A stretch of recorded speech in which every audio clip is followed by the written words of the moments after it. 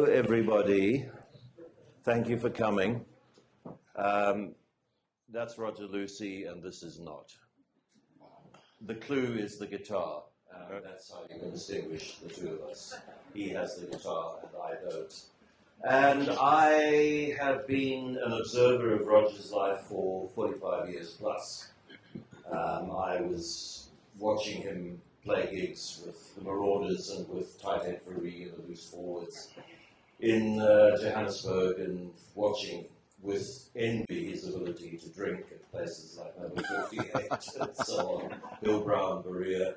And I followed him ever since. And he was a television reporter, I was a radio reporter, and that meant I had to get closer to the action than he did because he had a zoom lens and I didn't. And he's written the second book, How to Build a House in the Mountains, by Roger Lucey. And I'm delighted that I have a small role to play in the fact that this book is in your hands, those of you who have it in your hands, and will be in your hands, those of you who are waiting until afterwards to buy it.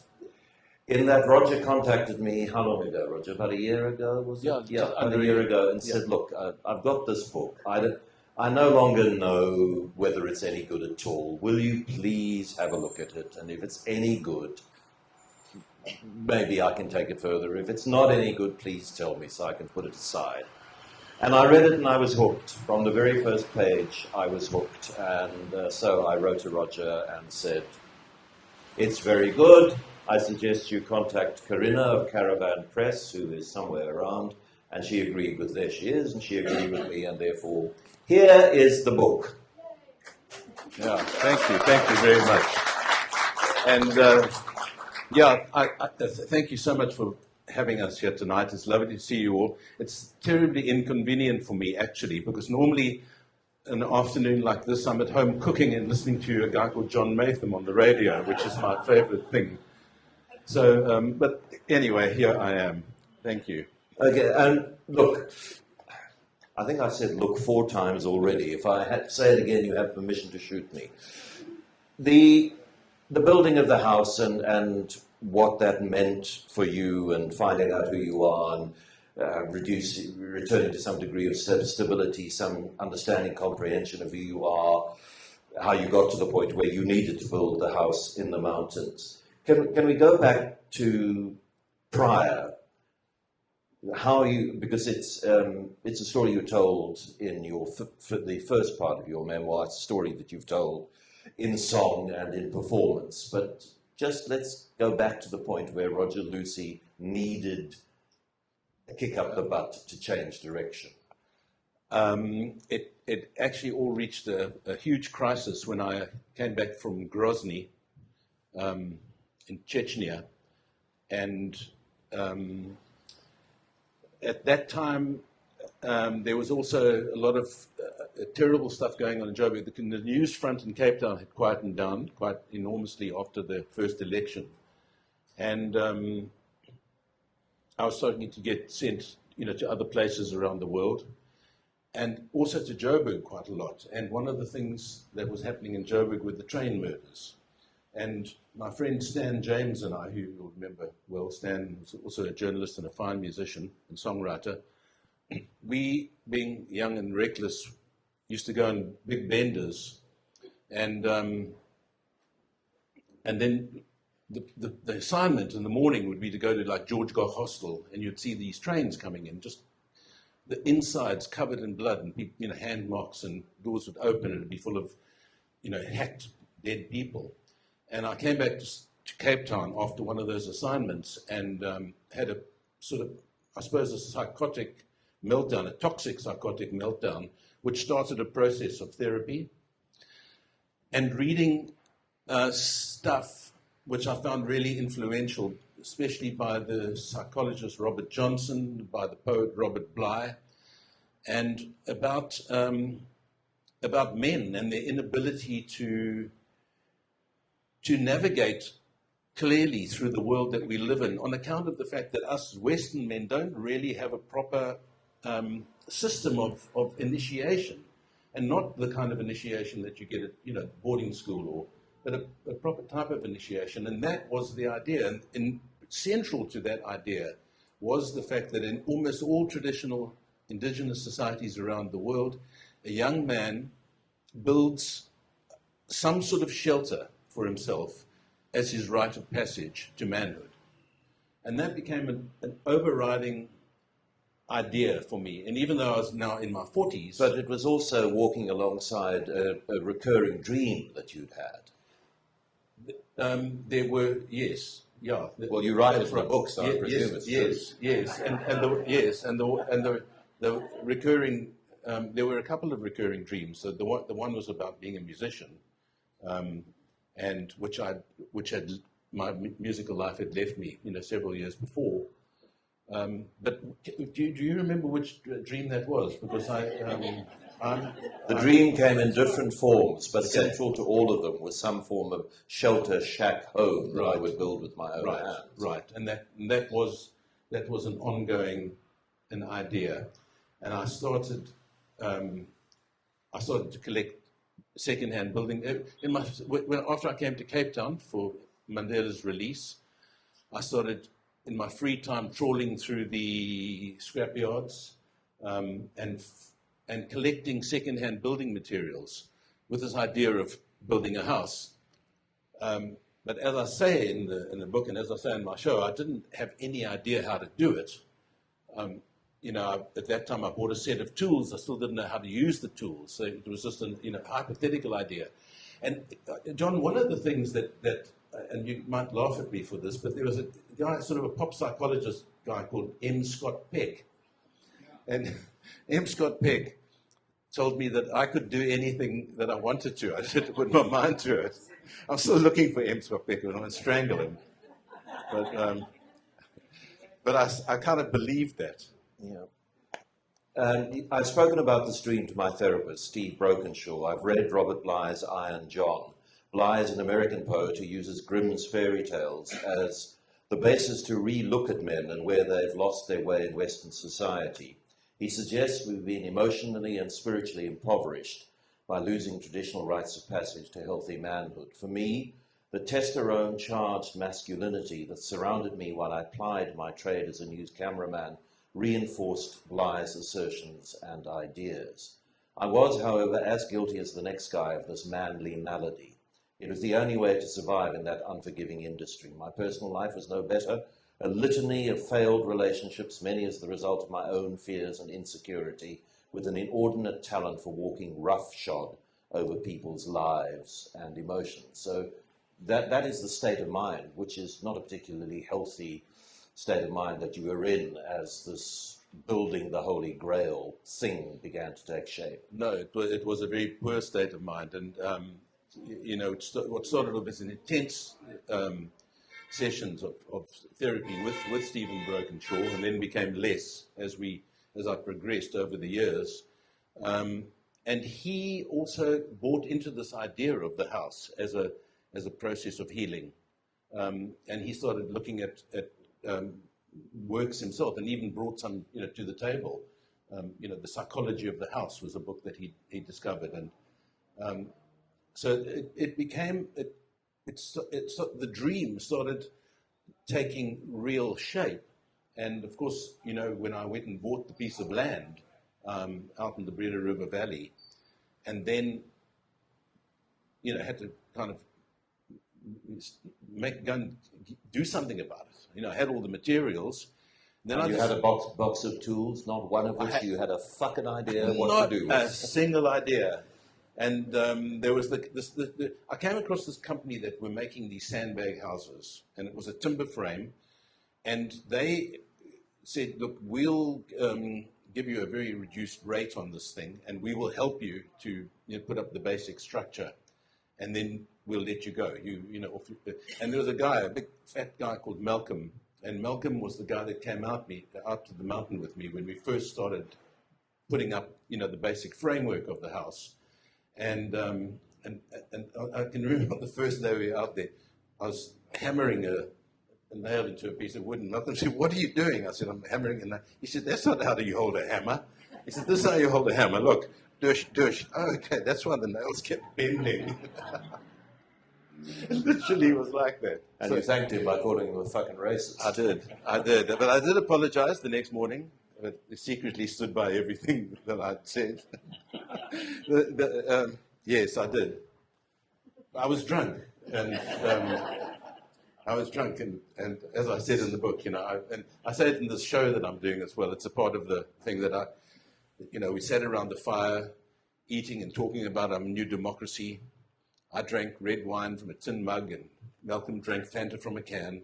And we disagreed on absolutely everything we spoke about. And eventually, drunk and moody, I called him a fucking racist, and I got into my sleeping bag and went to sleep. And the next morning, I apologized profusely, but secretly stood by everything I said.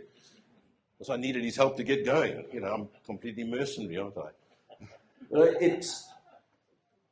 you built the house, and a lot of the book is about the building of the house and the rebuilding of Roger Lucey.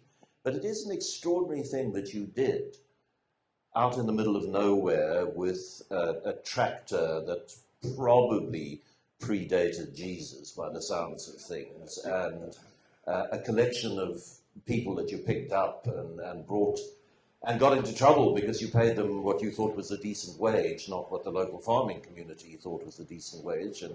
And there were 2 murderers amongst the group that you hired, and you learnt on the job, and you were far away from everywhere, and you had to haul all of this stuff over a road that barely existed. I mean, it was an extraordinary thing that you did.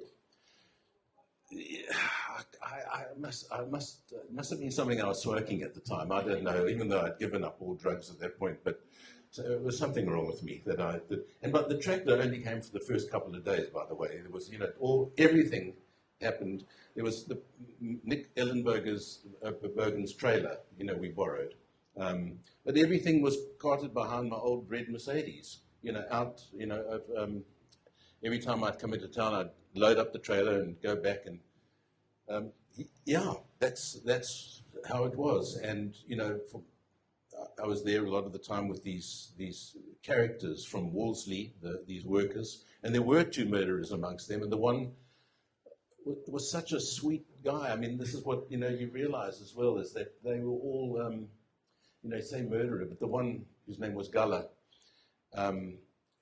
well, I asked him about this tattoo that he had on his leg, and it said, "When days are dark, friends, F-R-E-N-S, friends are few." And I said, "Hey, Gullah, where did you get the tattoo from?" He said, jail. I said, "Oh, what were you in for?" He says, "Moord." Gullah, would you please pass me the hammer?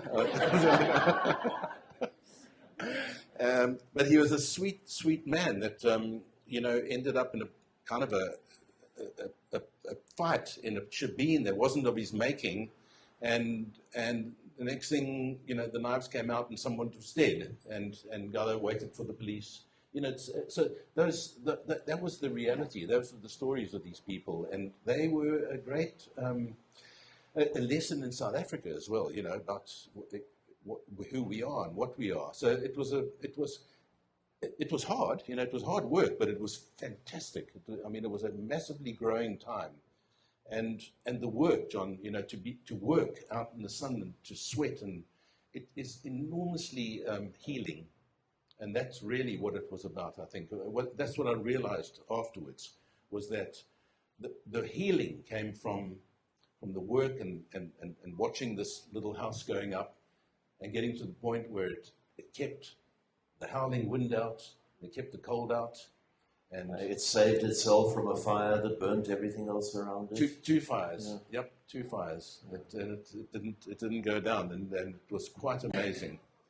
Roger, I wonder, were you keeping a diary in this? Yes.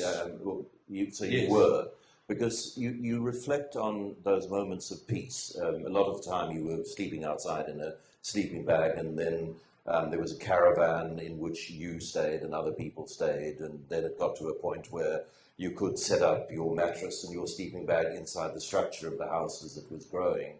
And as you reflect on the beauty of the mountainscapes in which you are rebuilding your life, and you're learning about the plants, this extraordinary fynbos kingdom, and learning different kinds of restia plants and all of that sort of thing, it's an immersion a reinvention of yourself.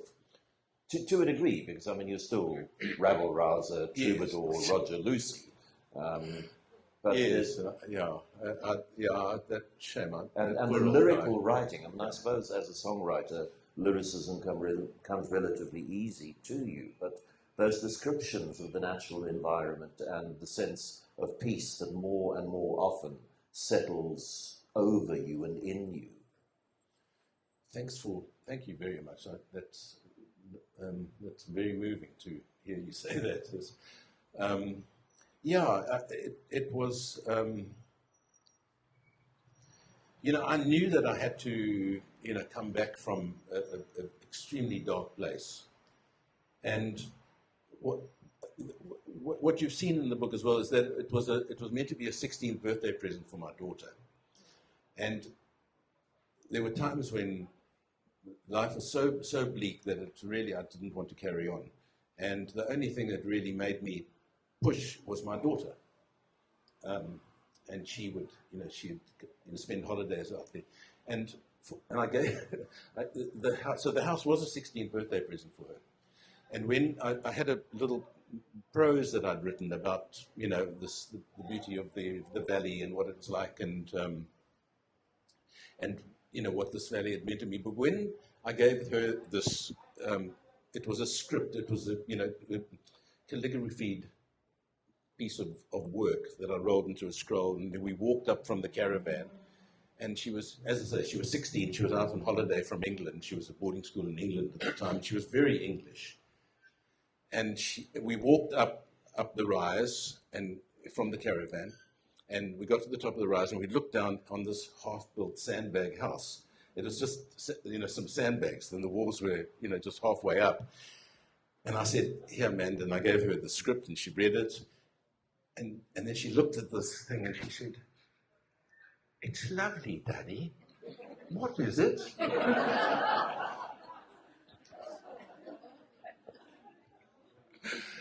Yeah.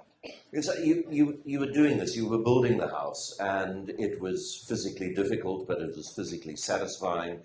It was spiritually and emotionally satisfying, but it wasn't as if your life was perfect. In the beginning stages of it, you were in a relationship which was proving difficult to maintain. You were with a psychiatrist. She had a lot of stuff to do with her job and with her children, and you were barely connecting, and you wanted to rebuild a music career. You worked with ETV, which was satisfying in some regards and incredibly frustrating. So it's not as if all of a sudden you went over these incredible rapids which had characterized your life to then onto a broad, open river down which you serenely sail. I mean, you were still going through shit. Yeah, absolutely I was. But I mean, every day that I was out there working, it felt like another day of having done some sort of cleansing and some sort of just getting better and better, and the deep satisfaction of and I can tell you, I had some very, very close shaves. I mean, accidents, falling off scaffolds, falling off the roof, breaking ribs, really injuring myself. Because I wasn't skilled, and I didn't take the right sort of precautions. Especially when I was out on my own there, I did stupid You weren't things. on your own. You had tequila and brandy and wine. Yes. They've been with me, since the beginning, and I can't abandon them now. No, that's. Yes. That was it, John. It was a tequila for the pain and a beer for the thirst. At the end of the day, and then, some white wine and then some red wine and then a bit of bread. But apart from that, I barely touched the stuff. But what was your state of mind then? So you're building this house. There is a spiritual mission, a reclaiming of a different kind of masculinity, a sloughing off of some of the terrible snake skins that had been part of your life for 25 years by then. But back home, so the minute you got back into the old red Mercedes and came back to Cape Town, then there was generally trouble of some sort or another, or a lack of emotional easy flow. And so how do you balance those two things as you're going through the building process, and then there's a bit of breaking down happening when you come back to Cape Town? It wasn't all bad. It was. I mean, there were good times as well. So and I think I try and say that that there were good times, and then but the bad times were awful. And I suppose that it's the way it was working then is that I had a job, a cameraman job, because I needed to keep a little bit of money coming in. So I had a cameraman job, which would be shot very, very early on a Monday morning, like at 3 o'clock on a Monday morning. It was filming with the little balls with numbers on them, and what is that? It's the lottery. It was a lottery show. They went out on a Monday morning, so we'd shoot this thing, and it would be processed, and the shoot would be finished by 10 o'clock in the morning, and then the show would come out at like midday, I think, on the SABC, on the lottery. So I was getting this daily job. So I'd come in on a Friday afternoon or a Saturday morning. I'd load up the trailer with materials, try and spend some time with this the psychiatrist, not the one that I was in a relationship with, a different kind of relationship with. I'm getting tied up here. You had two psychiatrists. That was the thing. One was causing you trouble, one was healing you. Yes, and then there was a psychologist as well. But the one, it's very, very, very awkward, very tough. Yeah, very, very complicated. But then I'd go do the shoot, and I'd be back in the mountains by midday on a Monday, and I'd either work with the guys or I'd work on my own. And it was just look. My daughter was always on my mind, and that was the thing that I think saved me. It was I just couldn't bear the idea that this girl would grow up knowing that her father had killed himself. So that was the end of that thought, and those couple of attempts. Which I mentioned, I think, in my first book. Yeah. So now I come to that conclusion. Now you've got to go forward, and you've got to get yourself right. And I stopped the hard drugs, which was a real dangerous thing. And then it was the house. It was the house, and thinking about the house, and thinking about the stuff that I'd read, and thinking about my place in society, and I started writing songs as well, and I was writing songs about South Africa. As you see, there's all this, the song lyrics, and then there was those events that happened, like, the farm workers, the strike that happened, and all of those things led to songs that. And my songs have always been a little bit over prepared and a bit too, I've always tried to write more simple songs, but they always come out way more complicated than they need to be. I'm starting to get it right now, but I think it's to do with my memory. So what did you say? Well, it's not a bad opportunity then. I said to Roger, we're doing this. I mean, let's bring your bloody guitar along and let's have a couple of songs, because you're a brilliant songwriter. I've always thought so from those days. What's the name of that pub at the end of Hillbrow? So you had 58, and then there was that place there, and then 58 was there. There was the L'Chaim, and there was the Chelsea. The Chelsea. L'Chaim and the Chelsea. Yeah. Anybody else remember the L'Chaim and the Chelsea? There we go. Those were the days. So I mean, let's have the opportunity to have a song. Okay. And you just tell us which song you're playing and at what point in your life you wrote it and what prompted it, and then we'll go back to the story of the house. Okay. How do I get in here? This is a song. We're completely acoustic now, so I'm going to have to use my big old-fashioned voice. This is a song I wrote called Days of Reflection, and it's Days of Reflection, and it was one that was written out, during the process in the mountain, and you'll hear the references to it. And it was also a song where I try to speak much more simply, in more simple terms, and more melodically in what I was going through at the time.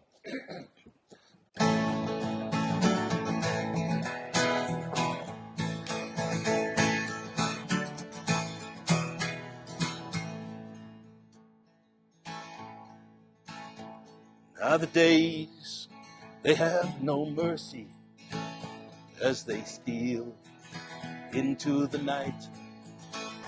My reflection, it is not lying, and my clock doesn't tick in spite. And I watch these signs of aging as my face looks back at me, and my hands slowly harden, and my eyes no longer see. These are the days of reflection. These are the days to count the cost. Now the winter is finally over, and the deserts and the oceans, they have been crossed.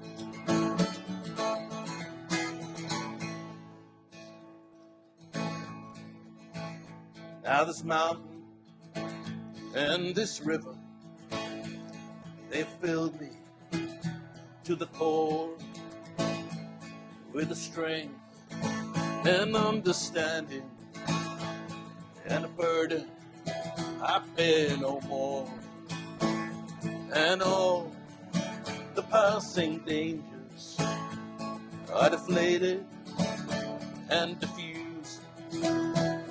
I recall each friend and stranger that reached out and I misused. These are the days of reflection.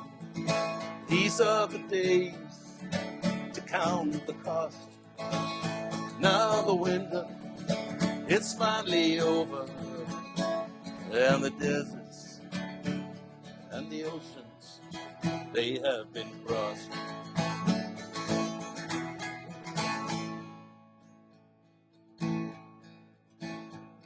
There are paths that I have traveled that I'll never walk again. There are tales of shame and glory, and the secrets that hide therein. There are friends I love forever. There are those that I no longer see, and those now just shadows in the wreckage and debris. These are the days of reflection. These are the days to count the cost. Now the winter is finally over, and the deserts and the oceans, they have been crossed.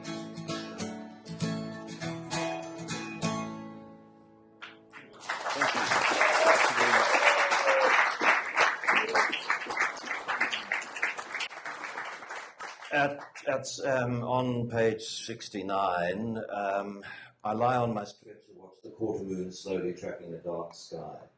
I realize that many of the angers and frustrations that bedeviled me when I started building this house seem like this moon, to be heading over a distant horizon. Something is moving in me. As my body hardens under the burden of this physical labor, my spirit seems to be softening. I find that my dreams are more peaceful, and in my waking hours I no longer think about many of the hurts that once raged through my troubled mind. And then you go back on set, as it were, and you find that the work that had been done that had collapsed, that there was just this tangled mess on the ground. And you say, my father was not one to fix fuck-ups. He either simply lived with them or turned his back on them. I guess that is the way I learned to do things. I've come to realize that this approach is not sustainable. I've spent a lifetime turning my back on things that break. Broken relationships, marriages, promises, dreams, aspirations, and all sorts of other broken bits and pieces of my life. But here, over the last few years, I've attempted to fix the broken pieces of my life. I went with my then wife to couples counselling, but it was a marriage that the best counsellor in the world could not have fixed, so we both turned our backs and walked. I went to a therapist about the crazy shit in my own head that came from years of watching people at war with each other. I got a bit better, but I've still got a long way to go, and that's why I am here out in the mountains building this damned house. And today, against all my instincts, I did not run from the wreckage. I stayed and quite calmly put it right. And it seems to me that that was a fairly significant moment in this journey. Yeah, that was an absolutely significant moment, and I'm talk about that in the show that I'm doing as well, because it is a part that is so it's so clear in my memory as well. You know, when we first came up over the rise and looked down at this wreckage of these timbers, the roof timbers were absolutely enormous because they formed the structure of the upstairs part of the house, and we'd put half of them up, 5 of these massive structures, and the southeaster, blue, and when we came the next morning, they'd all been blown over, and they were crashed and twisted and wrecked all over the floor. We had to fix it, and it was just, it was Malcolm was there, it was, and it was my choice, and I said, well, here we go, we got to fix it, and I think it was a metaphor, for fixing myself as well, for saying, you've got to face this, got to face stuff, and it really was a life that it just seemed much, much easier to turn my back on things and just to walk away. And there it was. We fixed it, but the next day we had all the structures up, all the roof structures, and we carried on. And before long, the roof was on, the windows were glazed, and it was a place of shelter. So it did its work, and it was a hugely significant a moment, just of saying, I have to stay and carry on with this. It's been incredibly hard work. I mean, it was good. I mean, it was very, very satisfying, but it was enormously hard. The burdens of the work. But I mean, I took it on, and I was a strong, sort of early middle-aged man, and yes, John, and the second half of the book is, yes, the house remains, their visits to the house, the people you take there, the experiences you and they have, but then you start getting more into other aspects of the latter part of your life, and the Paul Erasmus story, and that, I mean, that's just an absolutely extraordinary story. I remember you telling me about it on the radio. I just couldn't believe what I was hearing. It seemed so unlikely. How do you sum up the Paul Erasmus story for the people here? Paul Erasmus was the security policeman. When my music career ended, there was absolutely no evidence or information about why it had happened, how it had happened, and it happened very, very quickly. It happened literally over a few weeks. And then I had a few small successes, with Tight Head for in the Loose Forwards, but that was sort of because it was a bit undercover. And then my band with Johnny Blundell, the Zub Marauders, but we just couldn't get there, and it just wasn't enough, and there was always obstacles standing in the way. And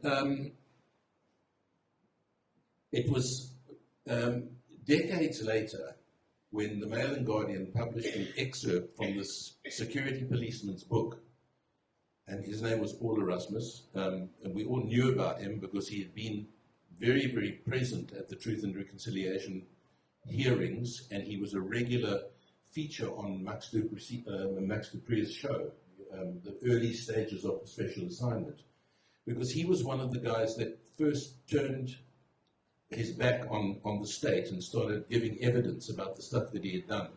And in the Mail and Guardian article, he described how he had how he had intercepted my mail, tapped my telephone, and threatened club owners and the record Released company. tear gas through the aircon system. Yeah, and that sort of thing. But I only found out about it years later. And they also published a hit list a couple of weeks before, and I was on this hit list, and my mother phoned me. She said, "Geez, what's going on? You know, her best friend had seen this in the newspaper. Said, well, you're on this hit list, you know." I don't know what to say about that. And then what happened is that. And I think it's important to say that he went to the record companies of the time and said, "This man's a dangerous communist, and don't you dare publish his music and release his music." So I mean, that was the action that killed a very, very good musical career. Yeah. And that came out later in his book that was published just before he died.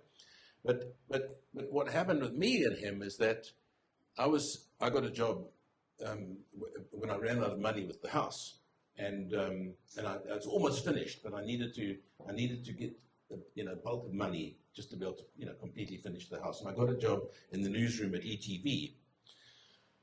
And I was like the sort of what was called the production manager, running around and bringing in the feeds and helping useless young journalists like Catherine Rice, and to Catherine used to come and eat my lunch at ETV. Anyway, one evening, a storm is coming over the mountain lion's head. And my phone goes, it's 10 minutes to the bulletin. And I was, hello, and it's this voice, this heavy, Roger, Paul Erasmus here. And I thought it was one of my mates joking around. Said, fuck off, I've got 10 minutes to the bulletin, who is this? And he said, no, it's me, it's Paul Erasmus. Sort of slightly hurt. And I of course knew immediately it was him. I said, oh, hi Paul, how are you doing? That's bizarre. So we chat. And then he says to me, Roger, I just want to say I'm really sorry about what happened back then. I said, I heard myself saying, don't worry about it, Paul, it's fine. Anyway, we ended up, there was a documentary film made about this thing, which then went it was made by an organization called Free Muse, and Paul and I ended up going to Sweden, Denmark, Turkey, around South Africa, and talking about the power of reconciliation, and we became friends. We really, I've stayed with him several times at his house, and it was an odd thing, and I was being criticized by other very good friends for having done that, but the thing was that I believed him to be remorseful, truly remorseful, and I didn't have any more place in my life for any more bad baggage. Yeah. There's that lovely moment where you're together and you're singing a song and you forget the words, and it was at the Market Theatre during the making of the documentary, and they sprung this thing on me. I hadn't played the guitar for a long time, and they said, can you just bring your old guitar? It had rusty old strings I hadn't played, and they said, can you just bring it just as a prop? Because we're going to go and shoot down at the Market Theatre. So we get down to the Market Theatre, it's empty, and then they say, okay, we'll just go on the stage there and just please won't you sing The Road Is Much Longer, which was the title track of my first album. Oh, guys, man, I didn't have a plectrum, and this thing, and my voice had changed, and it was like all in the wrong key, and I start singing the song. I get through like about 4 lines, and I completely forgot. I don't know what the song is. And there, out of the darkness, it's a concert for one. So there's a crew, and there's Paul Erasmus sitting in the theatre. And I get to there, and I say, I can't do it, guys. I can't remember. And there comes and the cars just shoot by you, and the sun's in your eyes, and you stand, and he knew the whole damn song, and he was prompting me. And then I carried on. Yeah, it was completely bizarre. And there's a lot of other stuff in here, of course, as well. The extraordinary thing that you did, somebody whose highest level of education in South Africa was standard 8, and you persuaded to, against your better instincts, to apply for a master's degree at one of the most prestigious American universities, Duke in North Carolina, and to your surprise you were accepted, and you end up with firsts in everything, valedictorian, and I mean that's another, the pre-building house Roger Lucey couldn't have done that. I couldn't have done that, and it was one of those gambles, that you can do anything that you want, you put your mind to do, and I don't know how it happened. I got a scholarship. I mean, I got a scholarship worth R1 million to go and study for a master's degree with my standard 8, and I had to maintain a B average, or else I would get kicked out.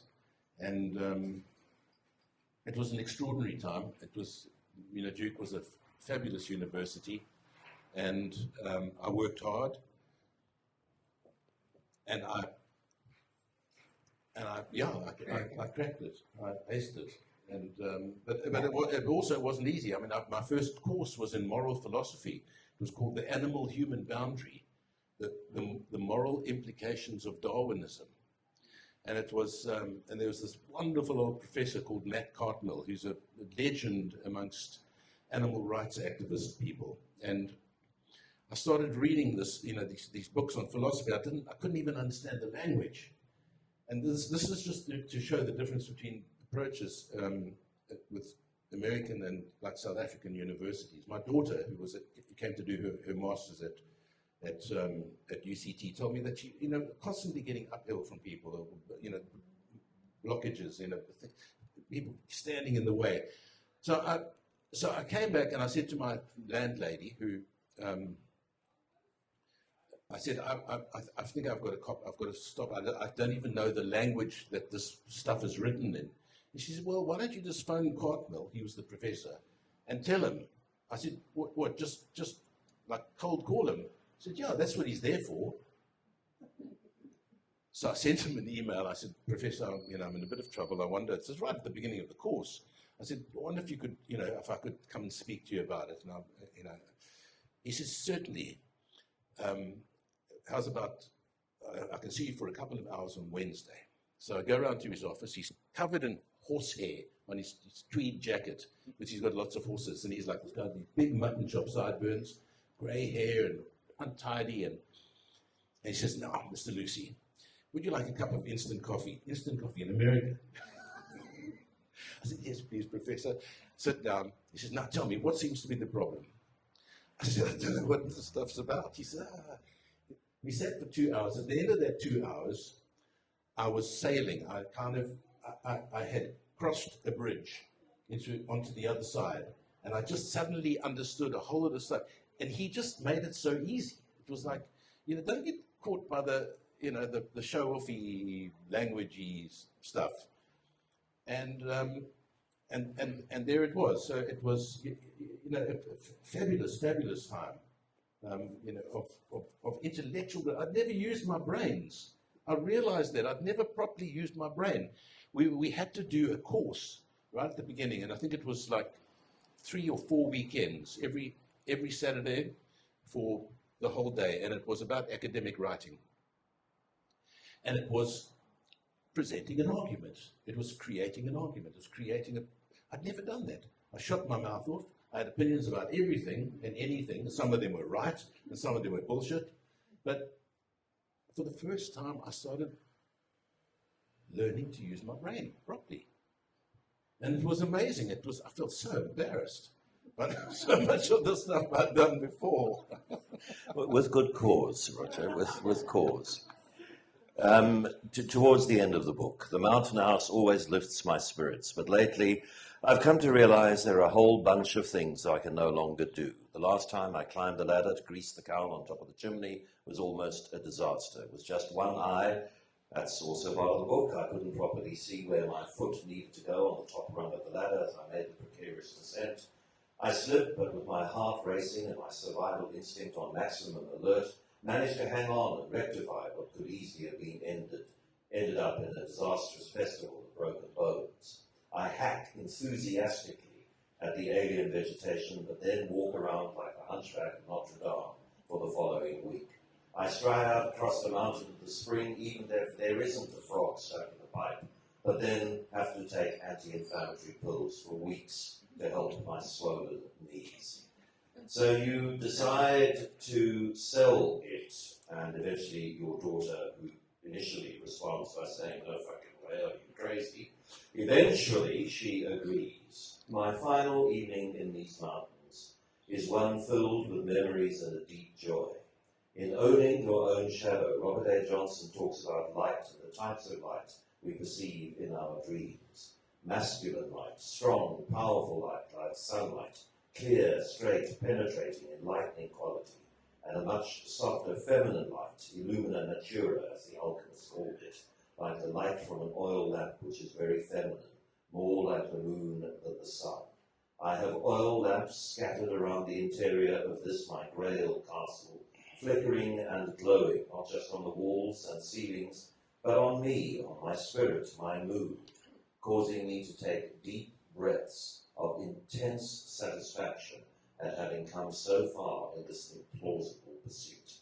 This is the light of dreams, but of dreams that have seen the bright and direct light of day. I mean, it's a wonderful way to wrap up an extraordinary journey with this house. Thank you. It was, and it was at the end that I took a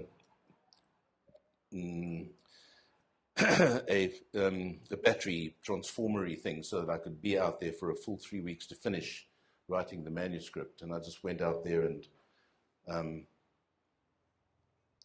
did it, and you know, being alone and having time to think, and not you know, not having the buzz and the clutter of the city or the world. It was an amazing time to reflect on that and to see where I'd come. You know, to look back on it, to walk around this house and to remember. And you mentioned, you asked earlier about, you know, records and about diaries and stuff. I took an intense number of photographs. I photographed right from the beginning. Unfortunately, a bunch of the digital ones disappeared from a digital glitch, but I've got like thousands of photographs, so to be able to reference it, and then also the dates and the times and the people and the different, you know, their names and where they came from, and to reflect on all of that as well was really, really marvelous. But to have the photographic record, I think, you know, was most important. And then to have the, you know, the record in my mind. You know, John, during my, I don't want to take this too far, but I was very, very lucky enough during my Duke period to spend a summer at Oxford, which was part of the course, and it was a thing called, yes, it was a thing called Writing Lives, and the whole idea there was that you dig deep and you try and find references for the way you remember something, because often, you know, memory is so imprecise. And if you can find anchors, things that happened, photographs, dates, passport stamps, anything, and that's what I did. I put it all up on a huge piece of paper and marked it off. And that became, it helped me to dig really deep into the memory of the thing, and to remember those times, and you know, some of the times that could have ended in disaster, but that ultimately all, you know, came out happily on the other side. So it was, it was, what do I say? It was a very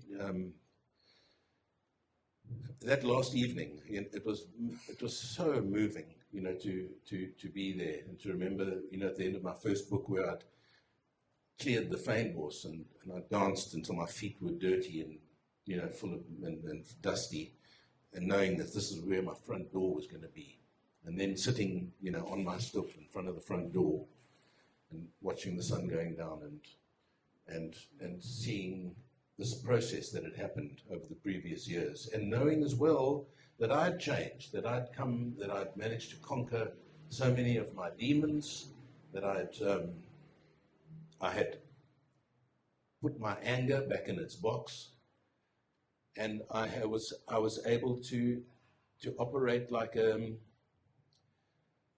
different man to the man I had been when I started the process.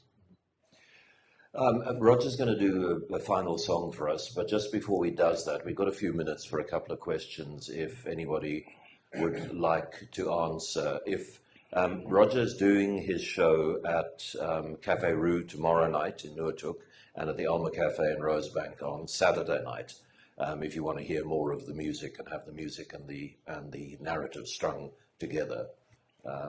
So are there? Yeah. And Paul Erasmus, the surname Erasmus is appropriate because it's Erasmus, Okay. I once was doing a radio program on forgiveness in the TRC, and I got a call from somebody who said, "John, I don't know if you remember that night in the parking lot at the Baxter Theatre where 3 men jumped on you and kicked you." And I was actually, yeah, broken ribs, broken jaw. I do remember that. And it was because they were members of the security police who had come to see me do a play called National Madness, which was the first play that ever took on the idea of national service, military service, and said, it's a joke, it's an absolute joke. And they were sent, and so he phoned to say sorry. We didn't become good friends. Yeah, okay. I can't remember his name. I think his name was Leon. Anyway, Okay. Questions, or should we just allow Roger to sing? There's the one here. Yeah, sorry. If I may ask, just to understand you. You can't. Yes, a little bit. What is the experience of a war correspondent? Is it flashbacks and nightmarish dreams? And also, do you need to be a tortured soul to be a really good musician? No, I don't think you need to be a tortured soul to be a really good musician. I hope that I'm no longer a tortured soul. And I think a lot of my new stuff shows that. It shows the transition. If you look at from the path through the hundreds of songs that I've written, you can see a trajectory. Being and John will know this very, very well. Being some sort of reporter, whether you're a cameraman or a journalist in the field, is very harrowing, especially if it's not your calling. And it wasn't my calling. I had to do something. I didn't have a job. I had a little baby, and it was, and I had to do something. I started by being a barman in one of the venues where I was, like previously the Star Turn. And I accidentally got this job, and I was good at it because my father was a filmmaker, so I'd trained in that world. But that was film, and commercials and stuff. And this was, the battlefields. It's incredibly damaging. I mean, for me, it was incredibly damaging, but I just keep going. And when I first started, there was a famous doctor in Joburg that many of you will remember called Paul Davis, who was this kind of struggle doctor. And I'd go to Paul and say, I can't get to sleep at night. When I do sleep, it's just these terrible nightmares. When I wake up in the morning, I can't get up. I'm sweating. I'm just feeling terrible. And you take blood and say, and eventually come back and say, no, it must just be some sort of non-specific virus. Now that was before PTSD had been identified, and it was getting identified at the time, and that's exactly what it was. And those are quite typical symptoms of it. Because I was an agency guy, so whenever it got quiet on the local front, you get sent to Angola. I mean, I went 13 times to the battlefront in Angola. And then Chechnya, Bosnia, I mean, Chechnya was unbelievable. It was just every day, and the only way you get through is by just vodka, and you were working with, a whole bunch of Georgians and Russians, and just in the middle of winter, you open the window and there's all the bottles of vodka lined up there, and then you sit in these, a couple of broken teacups and and everybody's, pour, and then you toast, and everyone's crying, and they're toasting their mothers and their sisters, and vodka, and then you get up the next morning and you're back into the battle. You can imagine how maddening that is. So, coming back from that was when I started, changing, and going into a much deeper therapy after that stuff. Yes, I spent time in Rwanda and Burundi and Liberia and Sierra Leone and Somalia and Cameroon and Cote d'Ivoire and wherever Africans were dying in large numbers. I was there with my radio mic reporting for the Canadian Broadcasting Corporation's radio division. And there's nothing you can do. You get back to your hotel, which more often than not, if you're in a place like Cote d'Ivoire, is a shit house. And there's always a bottle of whiskey, and it's always empty when you go to bed, because that's the only way you can deal with that stuff. I don't suffer as much now as I did 10 years ago, but it's not something that ever leaves you. No, it does. It never leaves you. It can get much better, and that's another story that we won't bother about. That's kind of. Now I'm just trying to remember a joke you tell in the book so we can finish with that.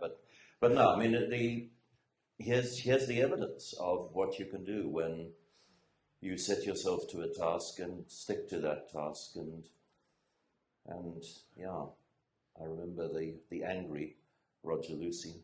I sort of miss him. This peaceful Roger Lucey is a different beast entirely.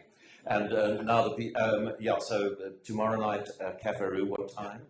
I think it's 7-ish. Okay, and the Alma Cafe on Saturday night is probably roughly the same sort of time. Okay. But just quickly tell us what.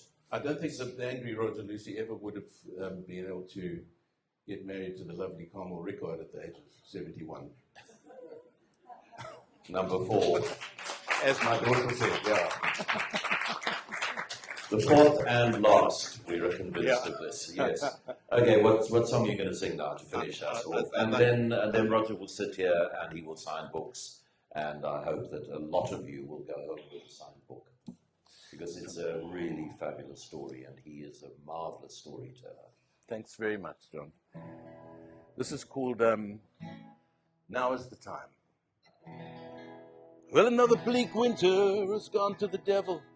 Its malice has bitten the dust, and the shadow of summer creeps through the window like a lover that no one can trust. And I crawl through the gloom of my memory, and I sing to the shades of my past, and I try to remember the way of a world where I lived without light and outcast. And hope came and saved me from anguish, and the flame of a kiss warmed the night, where my dreams were stirred up by vengeance, an insurrection that injustice incites.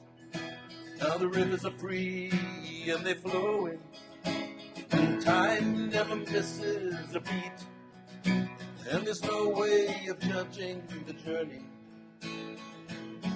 till the crossing's complete. And the dawn glows like embers and amber on a road that is open and vast. There's no time like the present, there's no life left in the past.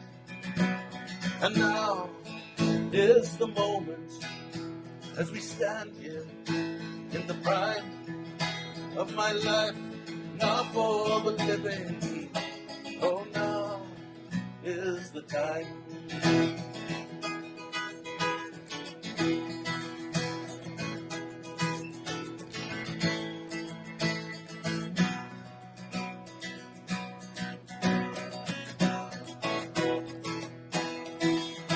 Now there's no sense in waiting for the reaper's arrival. There's no point in dreading the end. There's nothing to gain from regretting your journey or decisions you cannot defend. And the days, they slip by like a vision, and the nights sometimes slide into fear, and the past leaves its mark like a glow in the dark that reveals the stain of a tear. But the stains of the past are our story. You can choose to forget or to own. And there's no point carrying the baggage of all the disappointments we've known. And the time's come to fly to the future. There's nothing that's holding me down. And the road is a beast for the fearless. It's time to get out of this town. And the dawn glows like embers and amber on a road that is open and vast. There's no time like the present. There's no life left in the past. And now is the moment as I stand here in the prime of my life. Now for the living. Oh, now is the time. Oh, now is the time. Oh, now is the time.